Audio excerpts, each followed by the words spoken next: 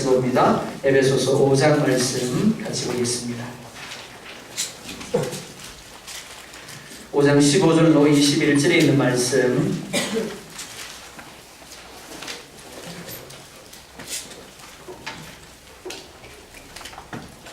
예, 5장 15절부터 21절까지의 말씀 교독하겠습니다. 그러는 너희가 어떻게 행할지를 자세히 주의하여 지혜 없는 자같이 하지 말고 오직 지혜 있는 자같이 하여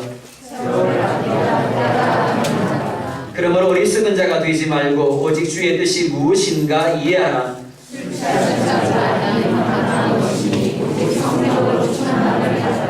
시와 찬송과 신령한 노래들로 서로 화답하며 너희의 마음으로 주께 노래하며 찬송하며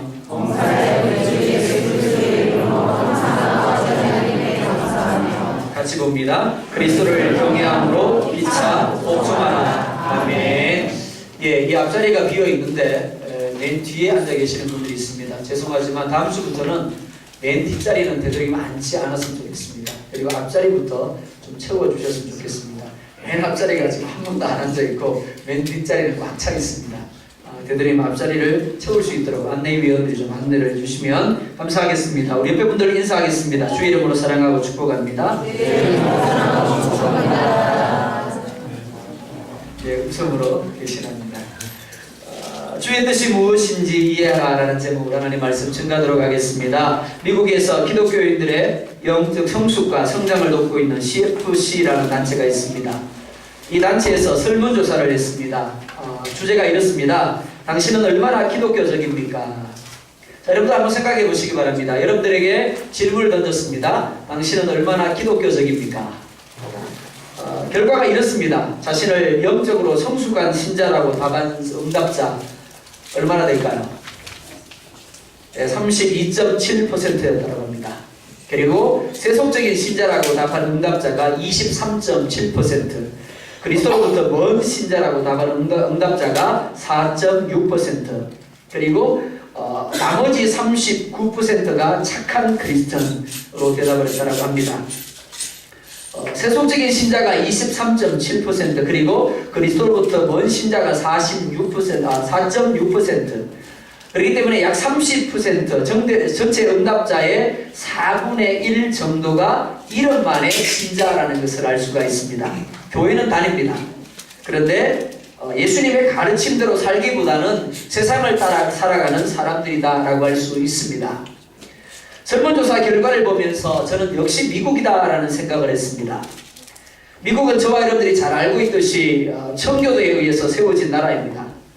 하지만 요즘 들려오는 소식들을 보면 기독교 국가라는 이미지가 무너지는 소리들 뿐입니다. 동성연애가 충만합니다.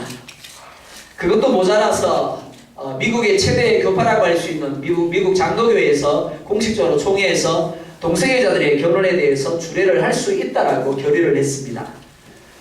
뿐만이 아니죠. 교실마다 있던 십계명을 없애버렸습니다. 더 나아가서 십계명 기념물을 제거해버렸습니다. 이런 모든 일들에 대한 비관적인 소리들로 가득한 나라, 그 나라가 지금 미국입니다. 그럼에도 불구하고 이번 설문조사 결과는 미국이 여전히 세계 종주국이라고 자부할 수 있는 비결이 바로 4분의 3에 해당하는 기독교인들이 나라와 민족의 회복을 소망하며 하나님의 가르침을 따라 말씀대로 살려고 발부둥 치고 있기 때문임을 우리 가운데 말해주는 것이라고 할 수 있습니다. 그들의 눈물의 기도, 그리고 그들의 삶의 관계에서 나타내는 그리스도의 한계가 미국을 그래도 오늘의 세계의 종주국으로 유지하고 있는 원동력이 되고 있는 겁니다. 저는 그 4분의 3이라는 숫자가 과연 몇 명이나 되는지, 미국 전체 인구 중에서 어느 정도의 분량이 되는지 알지 못합니다. 사실 알고 싶지도 않습니다.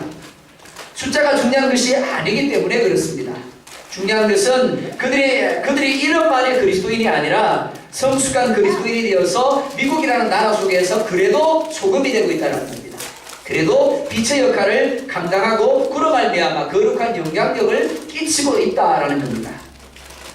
오늘 우리의 모습을 한번 돌아보았으면 합니다. 오늘 한국교회의 모습을 한번 돌아보았으면 합니다. 어제 밤에 잠자리에 들기 전에 유튜브에서 부천시교회라는 영상을 보았습니다. 예, 그 영상을 처음부터 끝까지 보면서 제가 한 것이라고는 한숨 쉬는 것 뿐이었습니다. 왜? 라는 질문밖에 안 나왔습니다.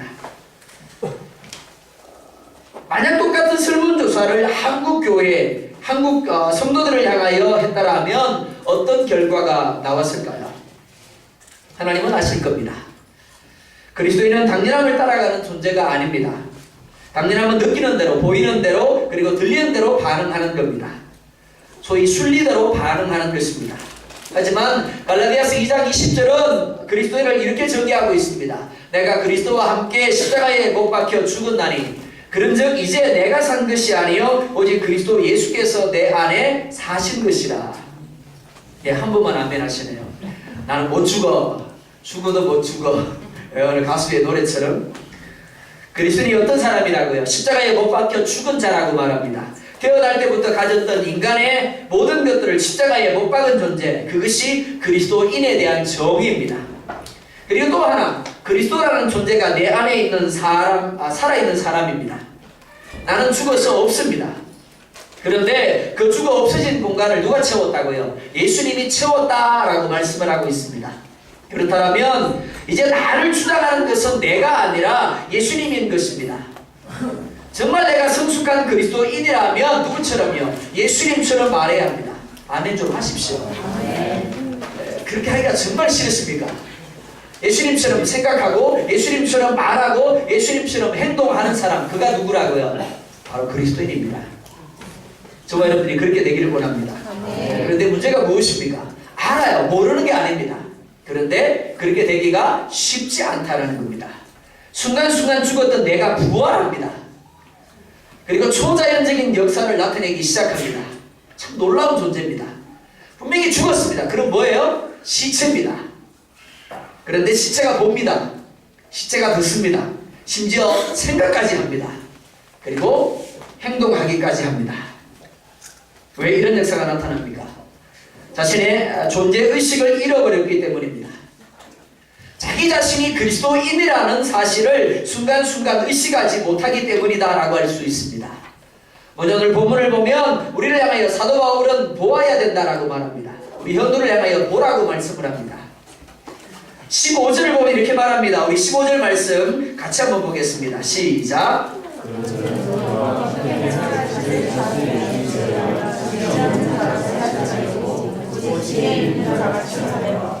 아멘. 예, 성경을 읽는 거 보면 그 교회가 잘 되는 교회인지 잘 안 되는 교회인지 드러난다고 합니다. 예, 숫자는 100명밖에 안 되는데 읽는 걸 마치 1000명처럼 읽습니다. 그러면 그 교회는 잘 되는 교회입니다. 그죠? 15절 말씀 다시 한 번 더 읽겠습니다. 시작.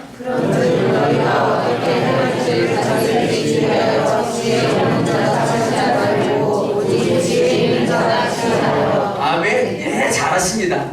예, 15절 보면 이렇게 말합니다. 주의하라. 번역된 이 말을 원문에서 보면 보다라는 의미입니다. 한글 성경에서는 주의하여라고 되어 있는데 실제적으로 원문에서 의미는 보다라는 겁니다. 그냥 보는 것이 아니고 보는 것을 통하여 나타나는 결과에 대한 단어입니다. 즉 알아차리다, 인지하다, 통찰하다 라는 뜻입니다. 사실 시각장애인을 제외한 대부분의 사람들에게 있어서 보는 것 힘든 건 아닙니다. 보는 게 힘드세요? 예, 힘드시지 않죠. 어려운 것도 아닙니다. 너무나 자연스러운 겁니다. 우리는 태어날 때부터 죽을 때까지 수많은 것들을 봅니다. 하지만 오늘 본문에서 말씀하는 보다는 그냥 보는 게 아닙니다. 보여지는 것이 아닙니다. 관찰하는 겁니다. 심사하는 겁니다. 심각하게 고민하면서 보는 겁니다. 하나하나마다 옳고 그른지를 판단하는 겁니다. 그래서 앞에 뭐가 붙어 있습니까?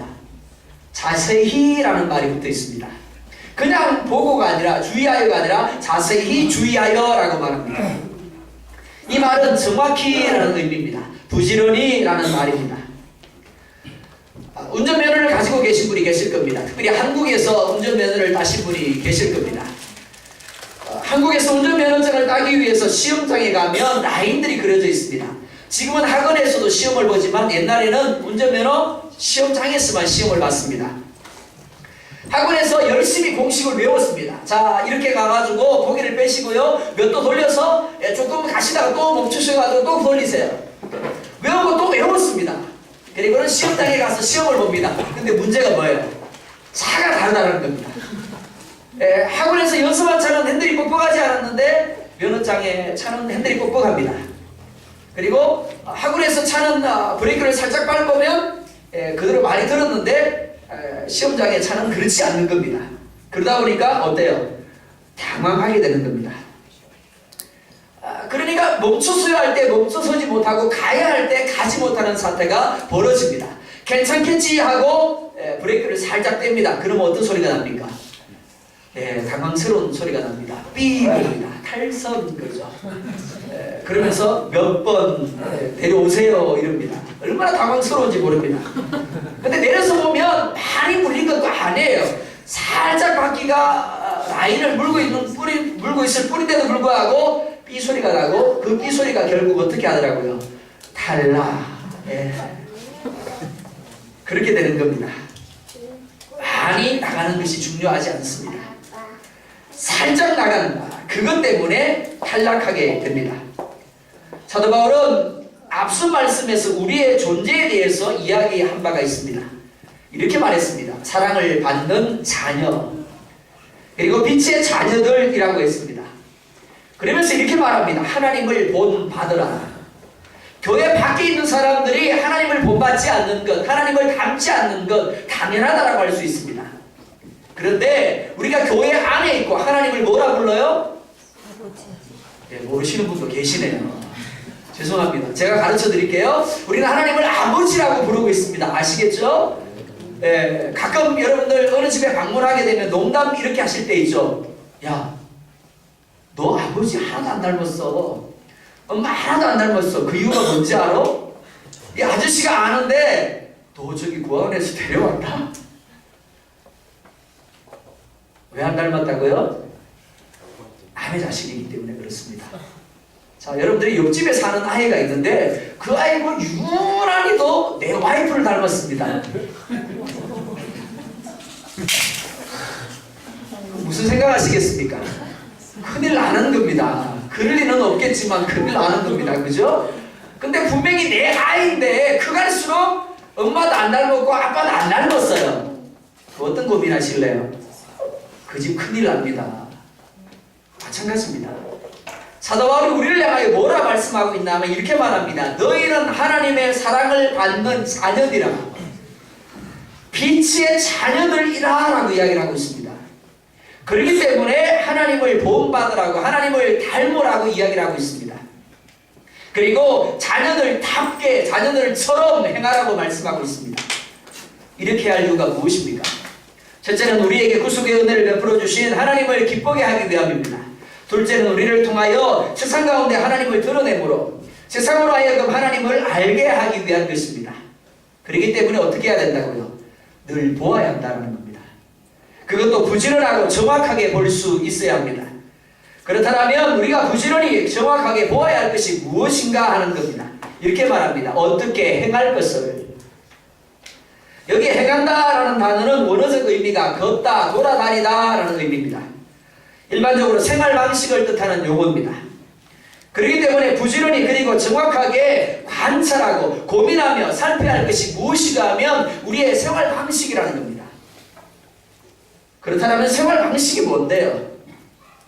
국어사전에서 이 말을 찾아보니까 생활하는 방법과 양식이라고 정의를 하고 있습니다.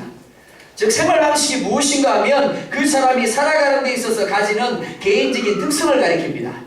개인적인 가치를 가리키고 개인적인 세계관을 가리키고 개인적인 습관을 가리키는 겁니다. 무슨 말인가 하면 내가 어떻게 생각을 하고 내가 어떻게 말을 하고 내가 어떻게 행동하면 내가 무슨 습관을 가지고 있고 내가 어떤 방식으로 생활을 하는가, 그게 바로 생활 방식이라는 겁니다. 바로 그것을 부지런히 그리고 정확하게 관찰하고 살펴야 한다라는 겁니다. 특별히 지혜 없는 자같이 말고 오직 지혜 있는 자같이 하여라고 말씀을 합니다. 저는 지혜라는 말을 예수님이라는 말로 바꿔보았습니다. 이렇게 말씀할 수 있습니다. 예수 없는 자같이 말고 오직 예수 있는 자같이 하여. 제가 부천 시교회 이야기를 들었습니다.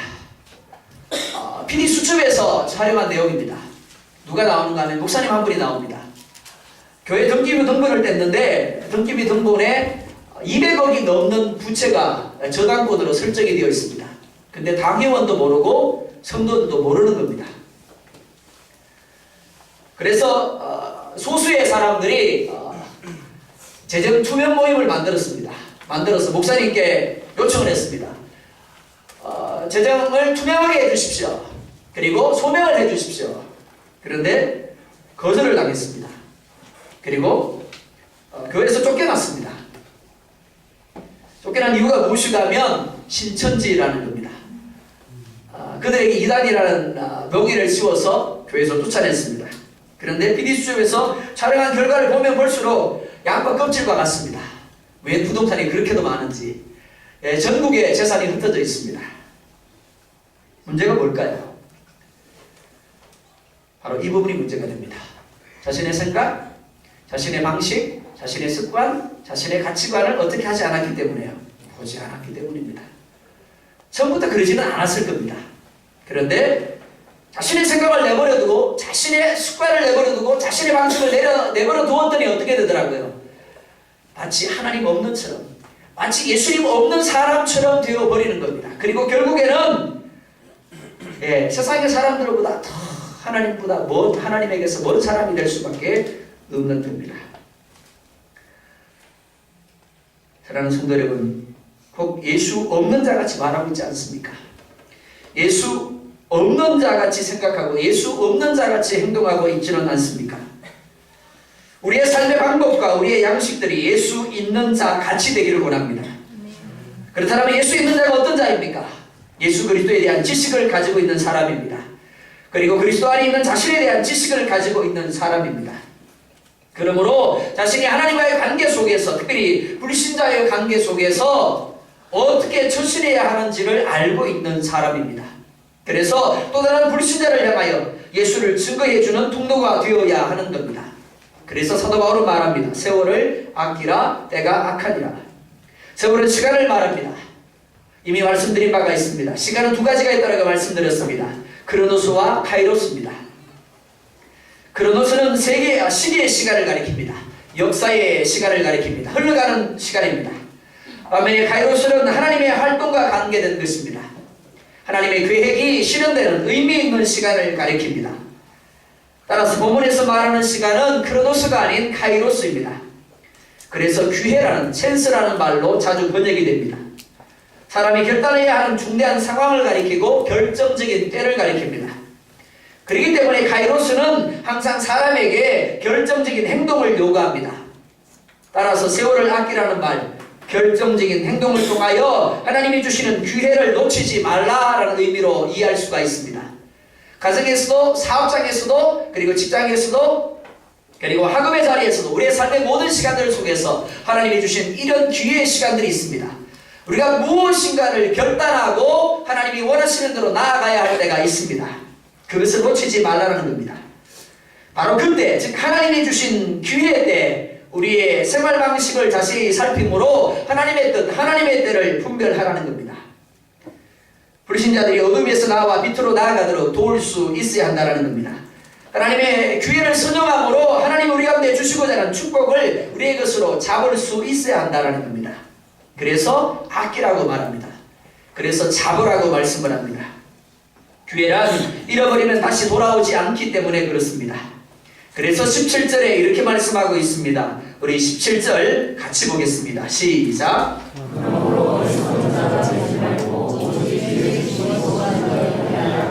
아멘. 그렇게 하기 위해서 어떻게 해야 된다고요? 오직 주의 뜻이 무엇인지 이해하라고 말씀을 합니다. 우리는 우리의 정체성을 올바로 할 수 있어야 합니다. 내가 누구인가를 올바로 해야 한다라는 겁니다. 해마다 여름이 되면 한국에서 애완견이 참 많이 버려진다고 합니다. 휴게소에서 식사를 잠깐 하고 갈 것처럼 내렸다가 강아지를 내버려두고 간다고 합니다. 왜 그럴까요? 몇 가지 이유가 있습니다. 가장 많은 이유가 경제적인 이유라고 합니다. 생길 때는 귀엽습니다. 그런데 크가면서 그 귀여움이 사라져 버립니다. 더군다나 문제가 뭡니까? 귀엽지도 않은데 먹는 것도 지독이 참 많이 먹습니다. 그러니까 경제적인 부담이 생길 수밖에 없는 겁니다. 그래서 버리는 겁니다. 그 다음에 많은 이유 중에 하나가 무엇일까요? 착각이라고 합니다. 착각. 무슨 착각일까요? 사람이 너무 귀여워해 주니까, 너무 사랑해 주니까 아이들을 무시한다는 겁니다. 저희 집에도 강아지가 한 마리가 있는데요. 강아지들이 가장 민감하게 알아차리는 것이 무엇이가 하면 서열이라고 합니다. 그 집에 가면 제일 높은 사람이 누구고 그 다음에 누구고 제일 밑에가 누구인가를 제일 먼저 민감하게 파악한대요. 그러니까 우리 집에서 제일 말 안 듣는 누굴까요? 네, 현빈이 말을 제일 안 듣습니다. 네, 서열이 제일 낮으니까 아무리 뭐라 그래도 사람들의 고개를 돌려버리고 가버립니다. 네, 근데 그걸로 끝나버리면 다행이게요. 아기들이 있거나 혹은 어린 아이들이 있을 경우에 그 아기들을 어떻게 한다고요? 묻니다. 자기가 서열이 높다고 생각을 하는 겁니다. 그러다 보니까 자기 뜻대로 안 될 때 그냥 물어버려요. 그러니까 어떻게 되더라고요? 버림을 당하는 겁니다. 자기 자신이 어떤 존재인지 정체성에 대한 착각을 함으로 말미암아 버림을 당하는 겁니다. 개 아기는 아무리 귀여워도 아무리 사랑스러워도 뭐라고요? 개 아기입니다. 제가 아기라고 하는 이유 아시죠? 차마 강단에서 마찬가지입니다. 바울은 우리의 정체성을 올바로 인식해야 한다라고 말합니다.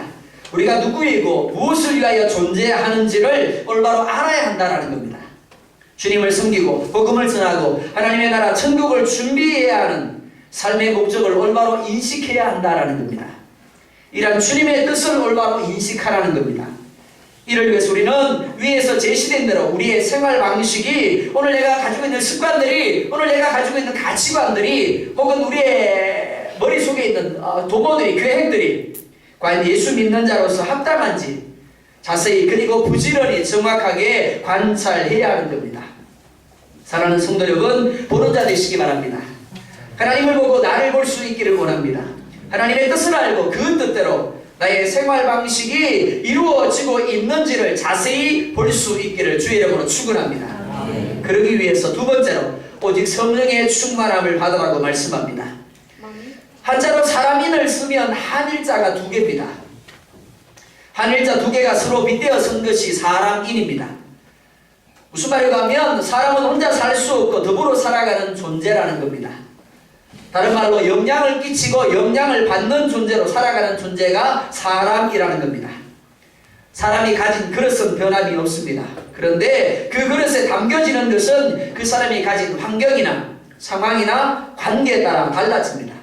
그리고 그 그릇에 무엇이 담겨지느냐에 따라서 그 사람은 전혀 다른 생활 방식을 나타내게 됩니다.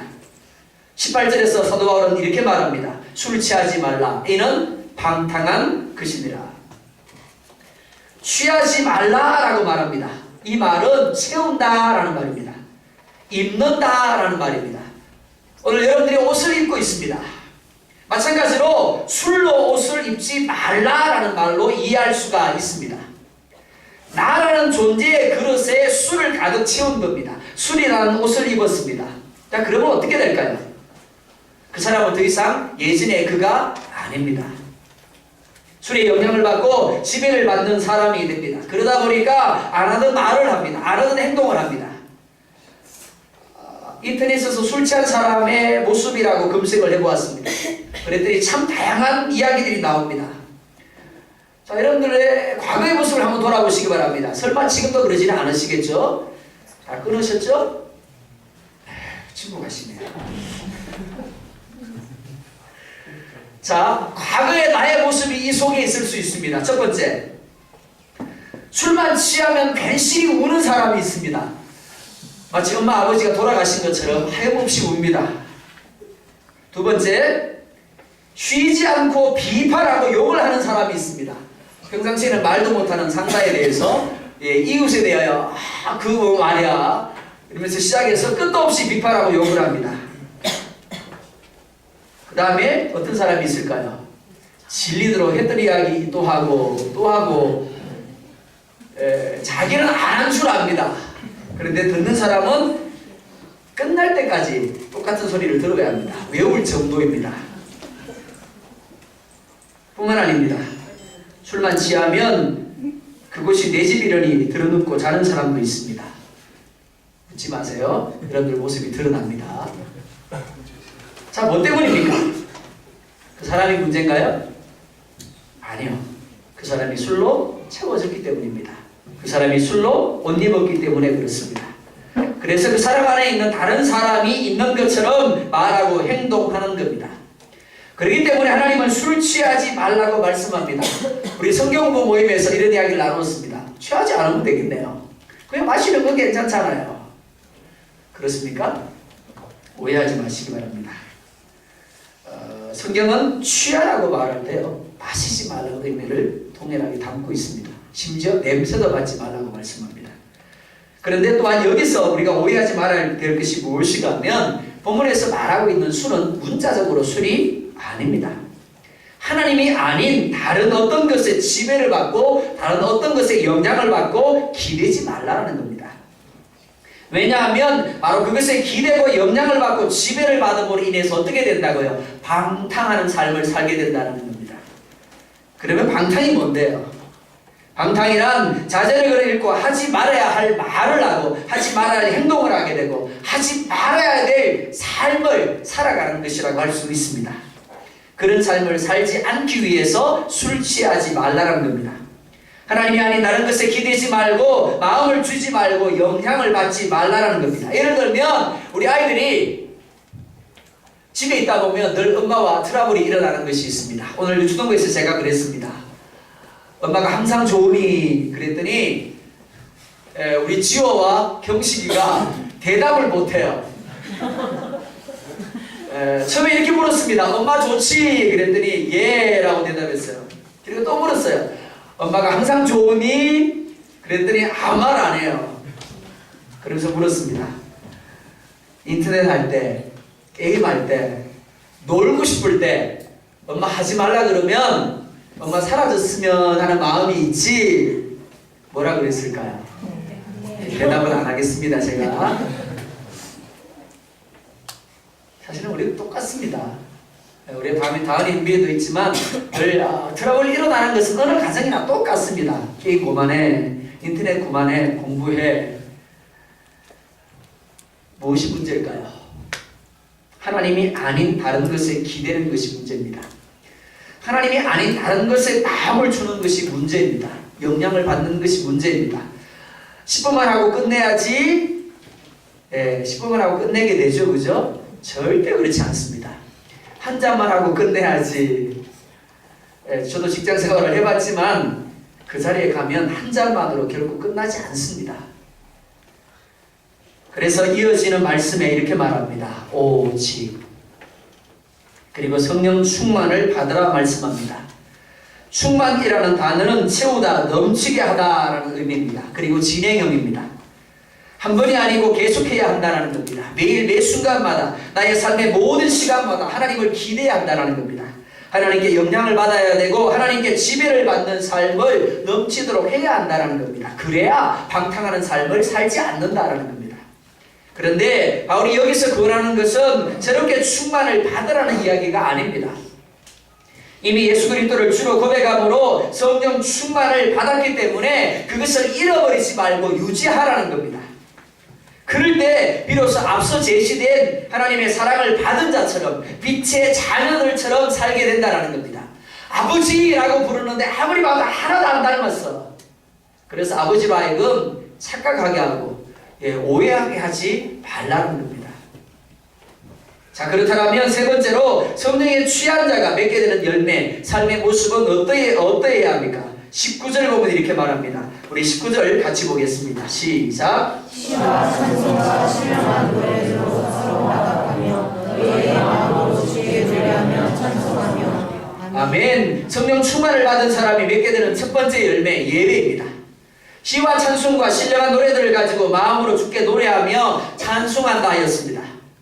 찬송하고 노래하는 것, 성령 충만 없이도 얼마든지 할 수 있습니다. 그런데 단서가 붙어 있습니다. 뭘로 하라고요? 마음으로 라는 말이 첨가되어 있습니다. 입으로 하면 안 된다는 겁니다. 마음으로 해야 됩니다. 마음으로 라는 말의 원어를 보면 카르디아라는 단어를 사용합니다. 이 카르디아는 사람의 삶에 있어서 모든 힘을 제공합니다. 그리고 기능을 결정하는 것을 가리킵니다. 느낌과 감정과 욕망과 정욕의 자리입니다.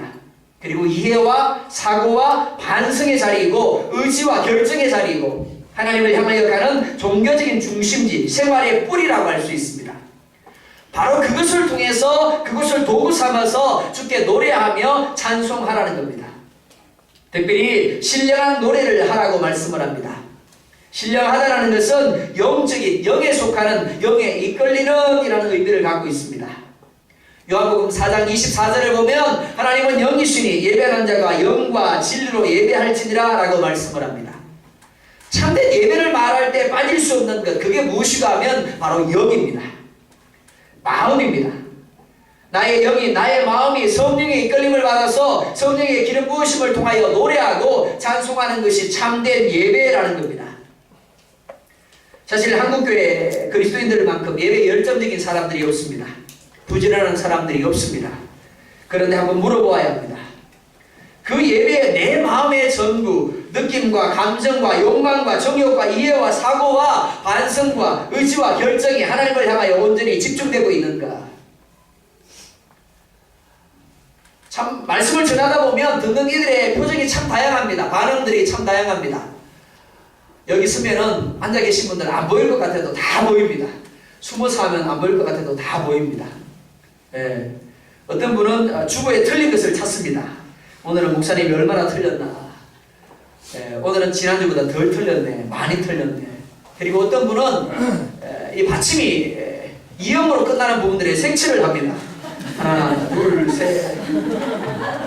첫면부터 해서 끝면까지 다 색칠해야 아직 끝나면 다시 합니다. 여러분들 자신을 향해서 한번 물어보시겠습니까? 나는 어떤가? 나는 과연 내가 가지고 있는 모든 것으로 하나님을 예배하고 있는가? 정말 예배를 사모하고 있고 한번 하나님을 노래하기 위해서 찬송하기 위해서 남김없이 드려지고 있는가 하는 겁니다. 그렇기 때문에 오늘 드리는 찬송이 여러분들의 세계에 있어서 마지막 드리는 찬송인 것처럼 찬송할 수 있어야 됩니다. 오늘 이 예배가 하나님 앞에 드리는 마지막 예배, 나는 이 예배가 끝나면 하나님 앞에 부름받아서 올라갈 거야. 그 마음으로 하나님 앞에 예배할 수 있어야 하는 겁니다. 또한 성령의 임재를 통하여 영으로 노래하며 찬송하며 섬기고 있는가를 돌아보아야 합니다. 사랑하는 성도 여러분, 성령의 충만을 통하여 예배에 성공하시기를 원합니다. 마리아가 예수님을 대접하기 위하여 언니 마르다가 그렇게 분주하게 움직이는데도 불구하고 예배에 말씀을 듣는 일에 하나님을 섬기는 일에 자신의 마음을 집중했던 것처럼 여러분 또한 오늘 내가 드리는 예배를 통하여 하나님 앞에 온전히 마음을 집중할 수 있기를 원합니다. 그런데 이것이 끝이 아닙니다. 십계명은 우리에게 하나님에 대한 섬김, 예배에 대한 말씀만을 하고 있지 않습니다. 마리아가 있다라면 마르다도 있어야 합니다. 십계명의 앞부분 4계명이 하나님에 대한 예배를 말씀하고 있다라면 나머지 6계명은 사람에 대한 섬김을 말씀하고 있습니다. 우리 21절 같이 보겠습니다. 시작. 아멘. 누구에게 주시는 말씀입니까?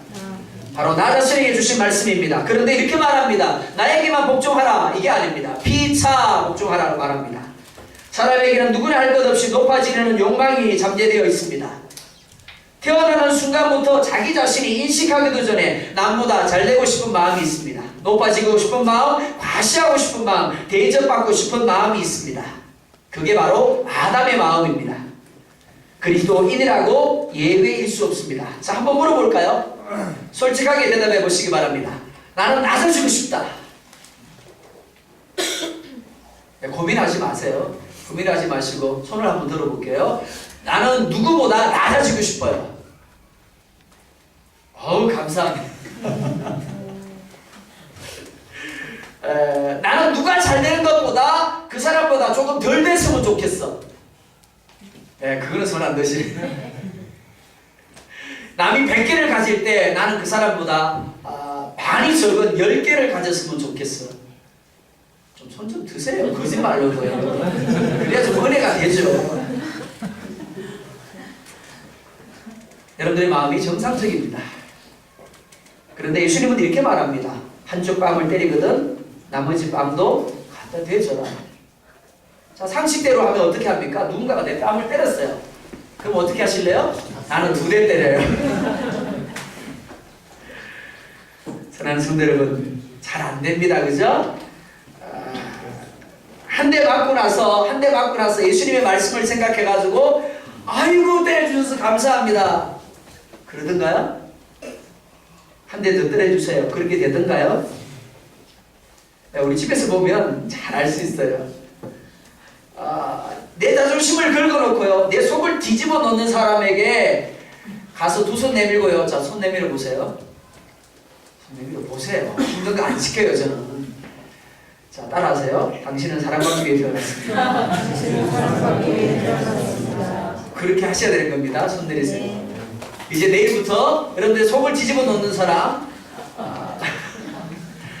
여러분들의 자존심을 긁고 여러분들에게 눈물을 나게 하는 사람에게 가서 손 내밀고 제가 시킨 대로 하는 겁니다. 당신은 사랑받기 위해 태어났습니다. 아멘? 아멘. 그렇게 할 수 있기를 원합니다. 근데 제가 장담할게요. 잘 안 됩니다. 목사님, 저도 잘 안 됩니다. 수없이 결심하지만 참 잘 안 되더라고요. 너무나 자연스럽게 교회 바깥에 있는 사람들처럼 똑같이 말하게 되고 똑같이 행동하게 되는 겁니다. 그런데 안 되는 것이 될 때가 있다라는 겁니다. 그게 언제인가 하면 바로 성령 충만할 때라는 겁니다. 성령 충만의 옷을 입게 되면, 성령 충만으로 내 안에 채우게 되면 그때 된다라는 겁니다. 한 대 맞고 똑같이 한 대 때리는 것이 아니라 때려주셔서 감사합니다. 그런데 부족하니까 한 대 더 때려주세요. 내 속을 뒤집어 놓는 사람을 향하여 욕하는 것이 아니라, 똑같이 대하는 것이 아니라 손을 내밀고 당신은 사랑받게 태어났어요 라고 말하게 된다는 겁니다. 왜요? 내가 하는 것이 아니에요. 내 안에 있는 성령 하나님이 내가 자연스러운 반응을 나타내려고 할 때 안 돼! 라고 말씀하시는 겁니다. 브레이크를 걸어주시는 겁니다. 그리고 내가 해야 할 것을 내게 가르쳐 주시는 겁니다. 사랑하는 성도 여러분, 하나님은 우리가 말해야만 되기를 원하지 않습니다. 예배에 성공하기만 하기를 원하지 않으세요. 내가 말씀 충분히 읽고 기도 충분히 하고 하나님을 기쁘시게 하는 그 자리에만 머물러 있는 것이 아니라 내 옆에 있는 사람들과 더불어 어떻게 하기를 원한다고요? 피차 복종하기를 원하세요. 나를 힘들게 하는 사람, 나를 고통스럽게 하는 사람, 그 사람을 향해서도 손을 내밀고 당신은 사랑받기 위해 태어났습니다라고 말해주기를 하나님이 원하신다는 겁니다. 예배하고 기도하는 여러분의 모습 무척이나 아름답습니다. 거룩하게 보입니다. 그런데 그것으로 끝나버리면 여러분들은 50점밖에 되지 않습니다. 더 나아가서 교회 바깥에서 삶의 현장에서 마르다가 되어서 우리가 관계를 맺는 모든 사람들을 섬길 수 있어야 합니다. 대접할 수 있어야 됩니다. 복종할 수 있어야 하는 겁니다. 특별히 복종하라고 하면서 그리스도를 경외함으로 라는 단서를 달고 있습니다. 예수님에 대한 두려움과 존경을 가지고 내 앞에서 나를 때리는, 나의 속을 뒤집어 놓는 사람에게 복종하라고 말씀하고 있는 겁니다. 여기 복종하라는 분사수동입니다. 즉 어떤 힘에 의해서, 어떤 원인에 의해서 강제로 아래로 내려가는 겁니다. 내 힘으로 하는 게 아니라는 겁니다. 내 마음으로 하는 게 아니라는 겁니다. 예수님께서 내게 행하신 일들로 인해서 내게 있는 그리스도를 향한 사랑과 믿음 때문에, 성령 하나님 때문에 내가 억지로 하게 된다는 겁니다. 성령의 충만함으로 나를 상대방의 아래에 자리하게 한다는 겁니다. 그 삶이 바로 이어지는 말씀들입니다. 가정에서 그렇게 되기를 원합니다. 남편에 대하여 그렇게 하십시오. 꼴보기 싫을 때 말할 줄 압니다. 저도 제 아내에게 그렇습니다. 인정받을 때보다 사실은 받지 못할 때가 더 많습니다. 그래도 어떻게 하라고요? 그 꼴보기 싫은 사람에게 어떻게 하라고요? 네, 당신은 사람과 함께 태어났습니다. 그리고 복종하시기 바랍니다. 뿐만 아닙니다. 아내에 대하여도 복종하시기 바랍니다. 아내가 하는 모든 것들이 마음에 드는 게 아닙니다. 그러나 그럴지라도 누구 때문에요? 예수님 때문에. 누구 때문에요? 성령 하나님 때문에요. 복종하십시오. 당신은 사랑받기 위해 태어났습니다. 예, 제가 같이 자잖아요. 누가 하고요. 근데 자는 모습 보면 때로는 정말 측은하게 보일 때가 있어요. 나보다 더 잘난 사람 만났더라면 더 편안하게 살 수 있었을 텐데.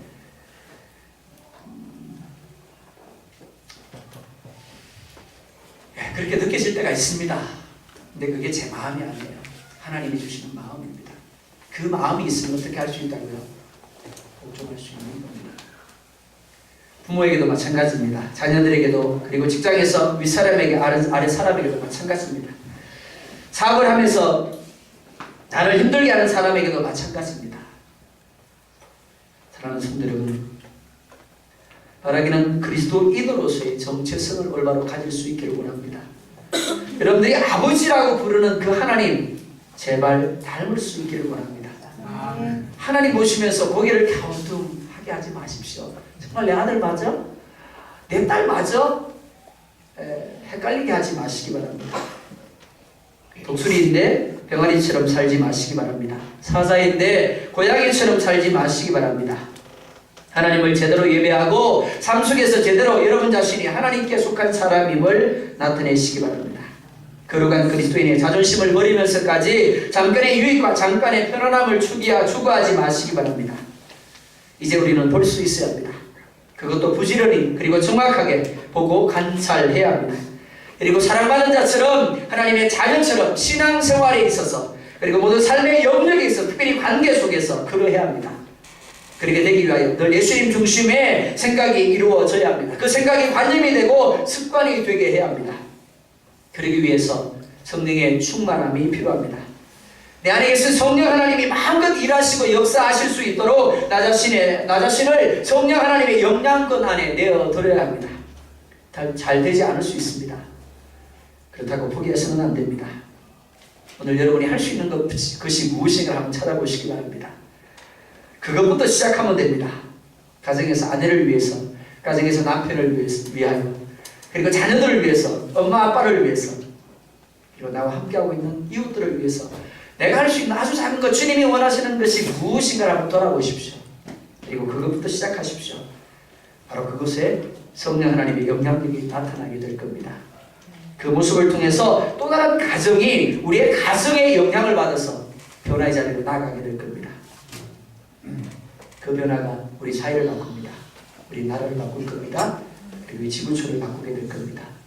바로 그런 불씨가 될 수 있기를 주의 이름으로 축원드립니다. 기도하겠습니다.